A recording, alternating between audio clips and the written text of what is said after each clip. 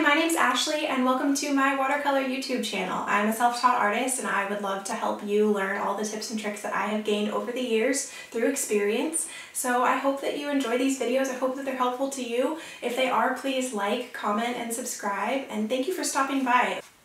Hi everybody. Thank you so much to those of you that watched my last how to paint plants tutorial. I'm going to do a different version of that today with some like macro close-up photos that I found on Pinterest of some different types of plants. I'm going to start with this aloe, and I'm going to actually put some calligraphy over top of them once I finish as well, so I'll show you that process. But this is a commission that I'm working on for a friend and she wanted a plant theme, so here we go. I started out by finding a reference photo on Pinterest, just one that has shape and some colors that I really like, and then I sketched that out with watercolor pencil, this little green pencil here, and then I have here my, just like usual, my Prima Marketing watercolor palettes. I have the Currants because that's a lot of blues and greens, and I also have my Woodlands one, which is kind of my go-to.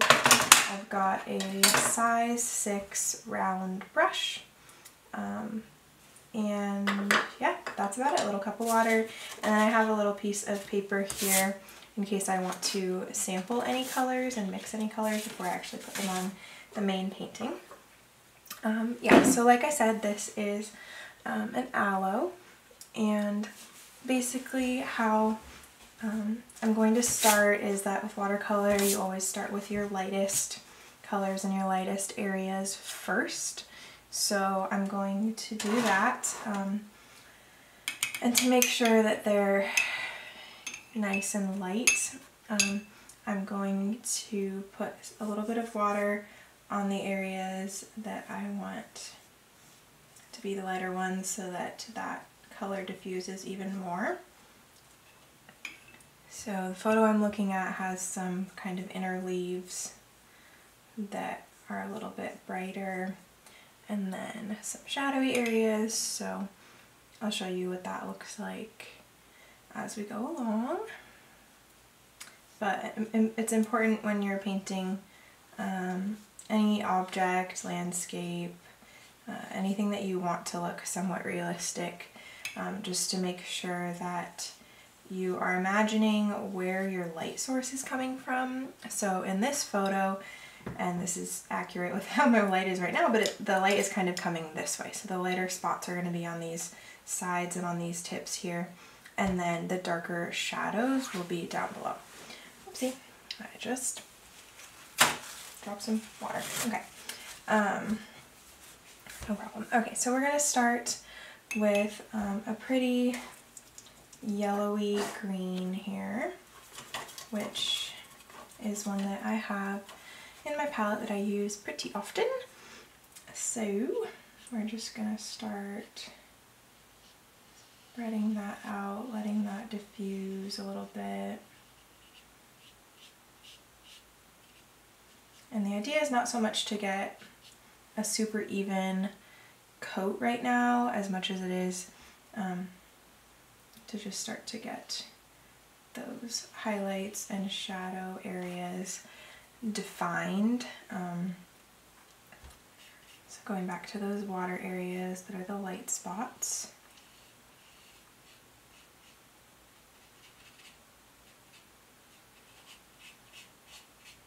And notice how sometimes I'm using the tip of my brush and sometimes I'm using the whole body of it. It just kind of depends on what you're going for. Little details like that little edge. That's why I like this kind of brush, this a little bit bigger round brush, because it allows me to do the little details and the little tips, but also to cover more surface area if I need to.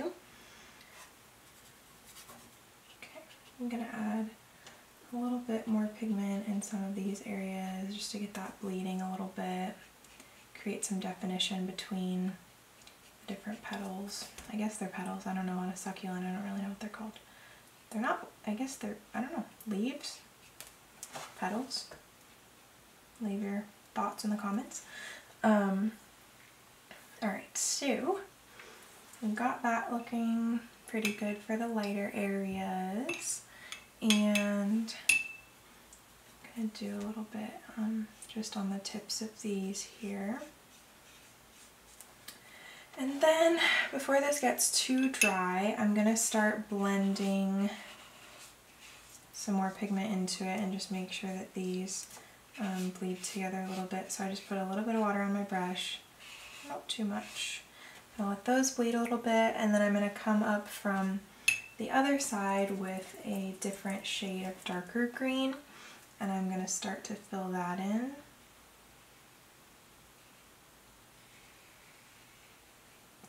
Okay. And notice how that's bleeding pretty nicely there.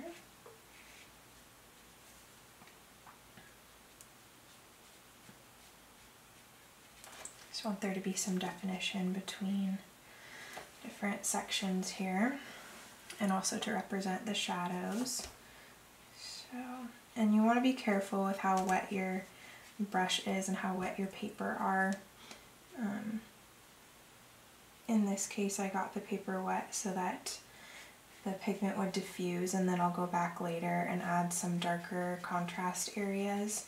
But for now, the idea is mainly just to cover a lot of space here. Okay, now there's also, I'm not gonna quite rinse that off, but there's also a darker area over here. It's kind of the inside of one of the leaves, petals, whatever they are.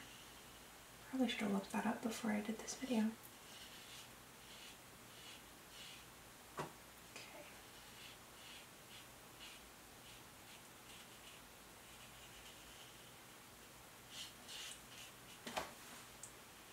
And notice how I'm holding the brush at an angle as well. I'm not holding it straight up and down. That's really bad for the tip of the brush and the bristles. Just something to keep in mind. Okay, and then I'm going to add a little bit more pigment in there while it's still wet. Trying to keep this in one place so that the camera stays in focus, but it's a little tricky because I like to move it around a lot, but that's okay.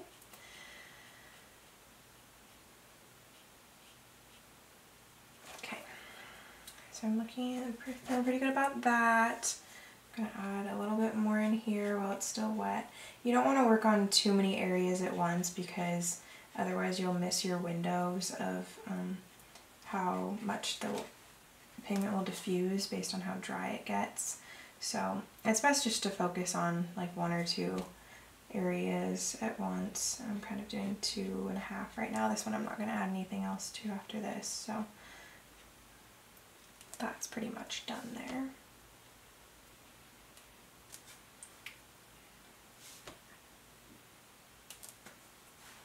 Okay. Now back over to this side.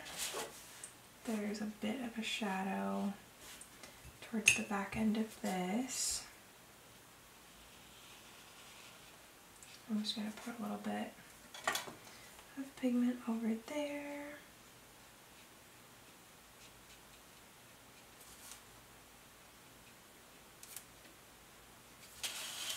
Okay, cool. And then let's see here. So let's work on this one over here. So this one is kind of similar to this one, except that it's the opposite, where the light is on the inside and the dark is on the outside, because remember of where the light is coming in. Paying attention to those shadows. So what we're going to do is we're going to start with the lighter section in here. And it doesn't extend quite as far, it's just like kind of a little section there. And just like I did before, pretty wet brush here.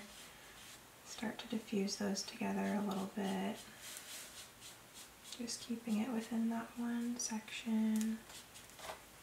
Okay. And if you like a lighter look, you don't have to go over it so many times, you don't have to get so many details in, but I personally really like when there's a bit more layering and depth going on.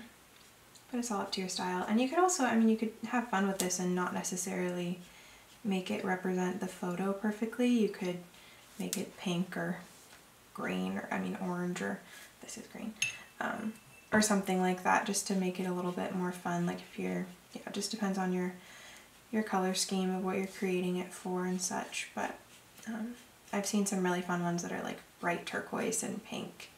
That obviously is not what it looks like in real life, but take some artistic license. And but these are all techniques that you could do with any plant or any flower, really.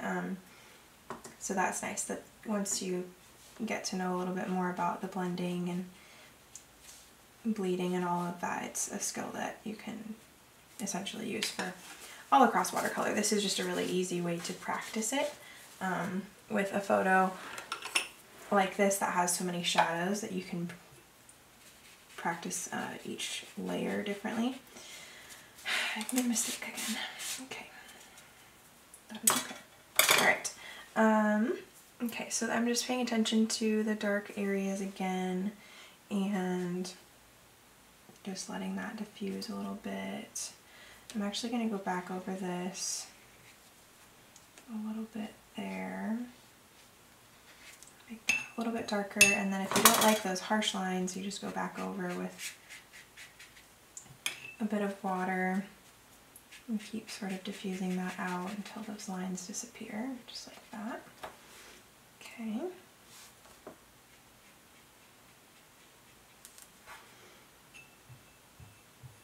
Cool.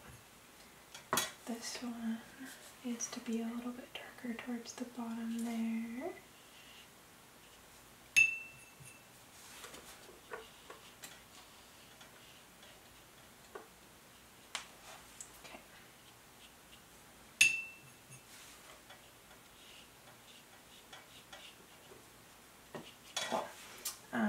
Okay, and then going back over here, so there are some like really cool tones of like a really deep blue in parts of this photo, so I'm going to try to work on that a little bit, get some of my dark green and just make that a little bit more turquoisey. And I'm going to use that just to diffuse in a little section here.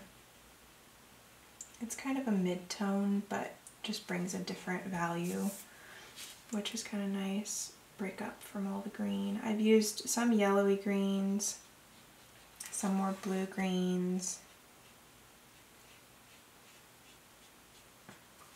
But yeah, you can have fun mixing the colors too and coming up with your own shades. Color matching and color blending is something I need to do probably an entire video on. But for me, it's a little bit different because I use this Prima palette that automatically has a lot of the colors that I naturally like in it and that I use over and over and over, so I don't actually mix colors all that often. Like so far of the 4 or so shades that I've used, I've only mixed one of them. So I specifically bought this palette that I really like the variety of the values in it. So that's something you can do as well, is to just find colors that you like and just go with that, whether it's a palette or it's tubes. There's a lot of different options, and I have a different video that has some suggestions for supplies. But I personally don't use tubes very often, and those are considered the professional quality, artist quality version of watercolor, generally speaking, certain brands especially. But for me, when I started watercoloring, I did not have time, or I did not have money, not time, I did not have money to buy super expensive artist quality supplies. Therefore, I started experimenting with cheaper brands that for me have actually worked out really well. So like I said, I have a video on that if you are at all interested, but Hopefully at some point I can get to the point of being able to buy some tubes and trying out the more expensive brands. And essentially what you do is create your own palette. You buy the tubes and you squeeze them into little tins or plastic trays, whatever works for you, and you create your own, and then you mix out of that. So it's not all that different, just that the quality is a little bit different, but once I start experimenting with those, I will let you know how it goes and give you my recommendations. But for now, I like to just find a couple colors that I really like, a couple palettes that I really like, and kind of just use those. Alright, so I just did this leaf, which is mostly shadows, and then I'm going to work on this one here, and then I'll do the big one. So for this one, notice how I have really dark there, and that was on purpose to create some definition with this other leaf. So I did a little bit of the highlight up top, and I'm going to go over this lightly to get a base coat in. And I've waited until this one has mostly dried so that there's not too much bleed going on. I don't mind if there's a little bit, but I don't want them just completely running together so that you can't tell where one begins and the other ends. And you'll notice I've been doing that the whole time. I started out with these two that were apart from each other, and then I added this one, did this one, this one. So I'm kind of zigzagging back and forth so that, yeah, so that there's not too much crazy blending going on. Okay, so this one definitely has some lighter areas on that side, and then it has also some lighter areas down there, and then it gets really quite a bit darker in there, but it also has some of this kind of bluey green that looks like when I put it in there mainly just diffused with the green and doesn't look super bluey. So I'm actually going to do it similar shade here, but with a little bit more blue in it.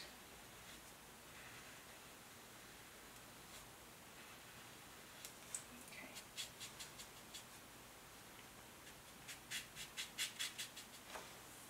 And I don't want this one to be super dark, so what I'm going to do is rinse off my brush and blend this into some water.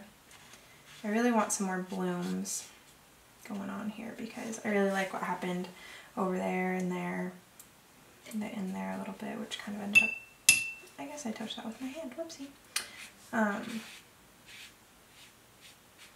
That all ended up looking pretty good, and I just want to continue that kind of style there, so I'm going to go back and add the highlights again so that it blends in a little bit more. There we go, that looks pretty good. And then I'm going to add a little bit darker, a little bit more down there, now that that's drying a little bit more. Oh yeah, that's looking really good. That's blending in really nicely there. Okay.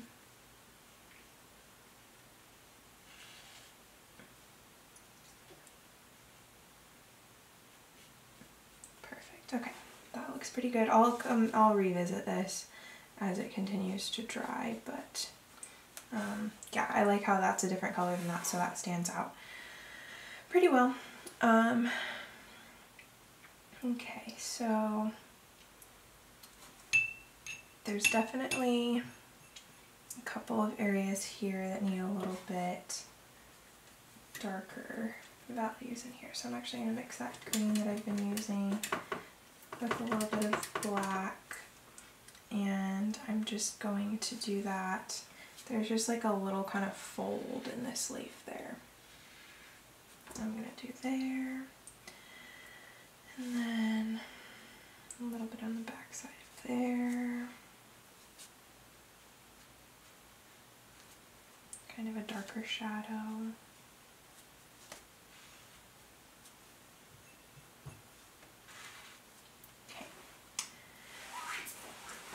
Okay, pretty happy with that. I like how the blooms are working their way in there.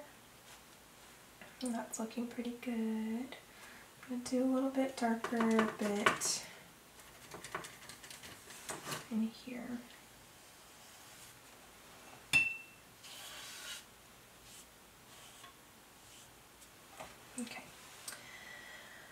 And then, all right, so now I'll do this big leaf here. Now this one has quite a few different colors in it. So we're gonna start with just a little bit of water in here. Again, not too much that your paper gets super soggy and you have to like break out the hairdryer before you can start painting again, but just enough that it's damp and that when the pigment goes on it'll spread, so you're not just using a dry brush and going over the whole thing, because you want a little bit of variety. So, okay, there's this green here. I'm going to start with that. And this might look kind of random how I'm doing this, but it'll come together in different sections here. So,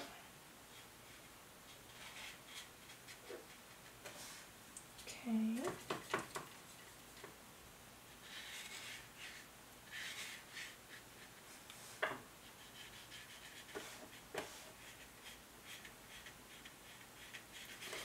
And then there's a bit of that kind of bluer green, so I'm just going to mix a little bit more of that.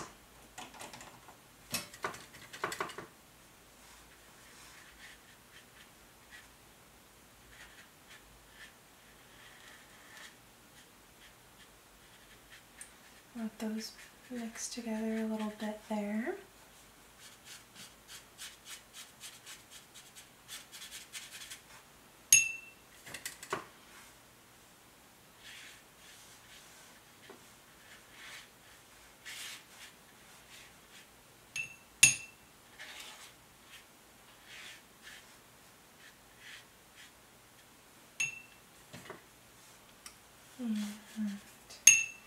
Down here it's more of the kind of yellowy green.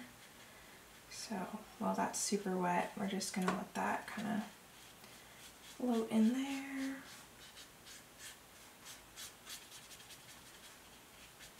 Okay, that's pretty good. And a little bit of that coming up the edge as well. Okay. I seem to have lost a bit of my green through this process of blending, so we're going to go back through and add a little bit more of that while it's still pretty wet, and just let that diffuse a little bit more. There's some kind of highlight areas there.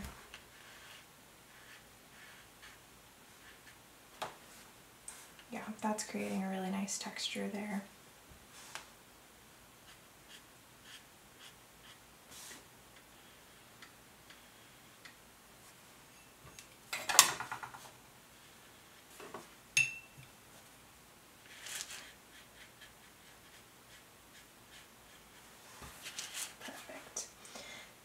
So I'm really liking how that's blooming. Just going to spread this a little bit more here. Okay, so now I'm going to go back through and just double check my photo here, see if there's any other areas I want to highlight or make a little bit darker, such as maybe this one. It's looking a little bit pale. So I'm just going to darken that a little bit. And where else here?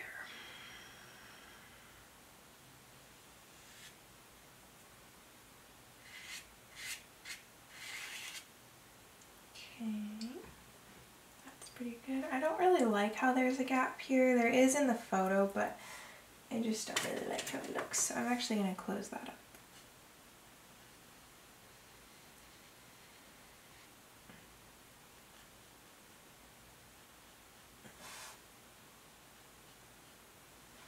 Okay, I like that better. Okay, and then there's a little bit, just a little bit darker in here. Okay.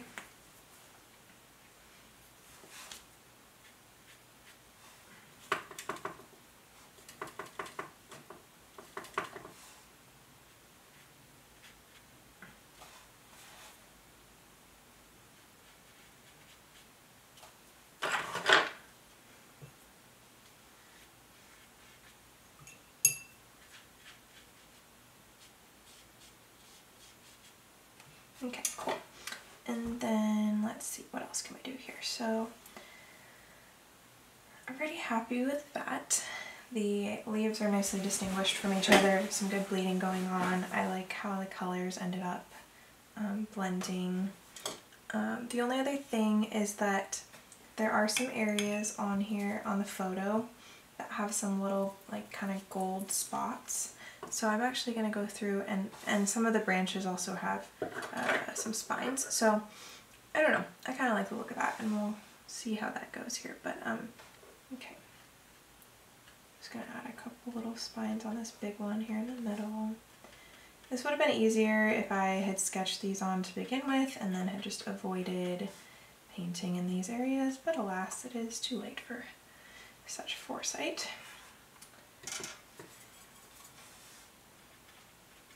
So we will add them on post facto, but that's okay.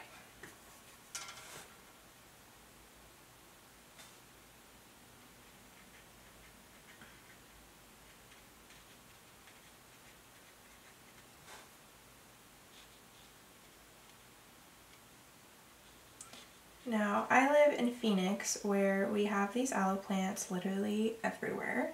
So if you happen to have one of these in your front yard, you could do some plein air painting and go out and just look at them instead of finding a reference photo. Although it is 110 degrees right now, so you might not want to sit out there for too long. It might need to be like a early morning thing, but I thought about doing that. I thought about just doing this outside, but I waited till too late in the day. So now it's 110 degrees out and I'm not going out there. But you could, I mean, depending if it's in a pot or something, you could bring it inside. It's a lot better to paint these kinds of things with an actual live version of it in front of you. You can, and then you can manipulate the shadows. Like I have a lamp up here. I could make it so that the shadows are a little bit darker, and I could highlight those a little bit more, but hindsight is always 20/20.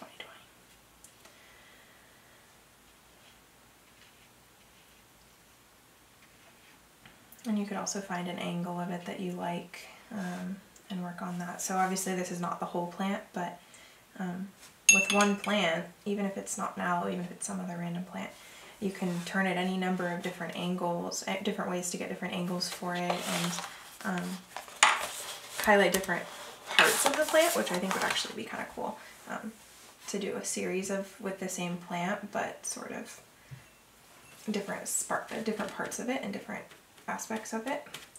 That could be pretty cool. Stay tuned, maybe I'll do that with my aloe in front. Okay, so now we've got some little spikes, some little sunspots. I'm feeling like that's looking pretty good. Now, as I told you, I was going to do some calligraphy on this. So let's see, should have gotten these down beforehand, but that's okay. I'm going to sketch out the calligraphy and then I'll go over it. I have a lot of different kinds of calligraphy pens I'm trying to find right now, and let's see, which one am I going to use for this? I think honestly I might just use a Sharpie, because I want this to be really precise, and sometimes some of my brush pens are not doing so great right now. So what I'm doing for this is, it's basically a Bible verse that's in 3 parts. So this part is actually the second part of it, but I decided to do a video on this because I thought it was the most interesting plant to paint. Therefore, here we are. But it's going to say, let's see, trust steadily. Okay, so just look at this. And I want it to be kind of big and exaggerated, and let's see. And I'm okay with it going over the plant a bit. That's totally fine.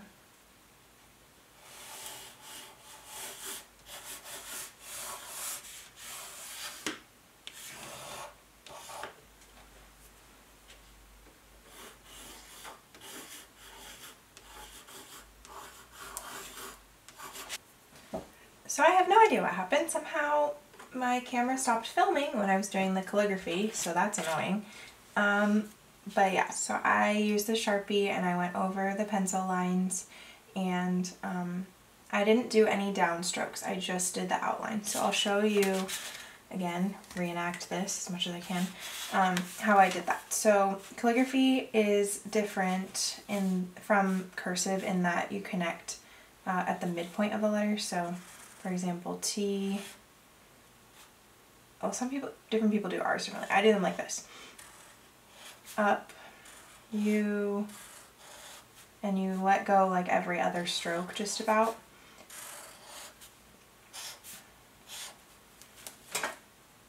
S, T, E, I couldn't remember what word it was.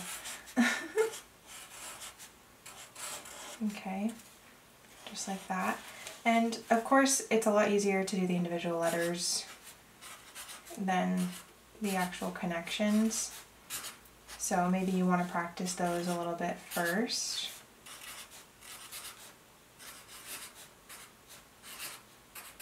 Like that, and then you can practice connecting them in different ways. There's a lot of different ways to connect them. It doesn't always have to be exactly the same, but or exactly like this. But so that's just the outline, and then normally if you have like a brush pen or a brush or something like that, you would want to go you would have the downstrokes and the thicker parts just naturally when you're using it, but with the Sharpie, because it's a thin tip, I'm not going to do this on the painting, but I'll show you how to do it to go over the downstrokes. So just think about when you're writing, this one's just across, for example. This one, when you write a T, you're going down on the T, right? And then you're going up on the R, down over there, across, down over there, up, down, up, down, up, down, up, down, up, down, up, down, up, down, up, down, up, down, up, down, up, down, up, down, up, down, up, down, up, down. Okay, so it's a lot easier to think about it with a brush pen when you're just naturally doing it. So for example, up, down,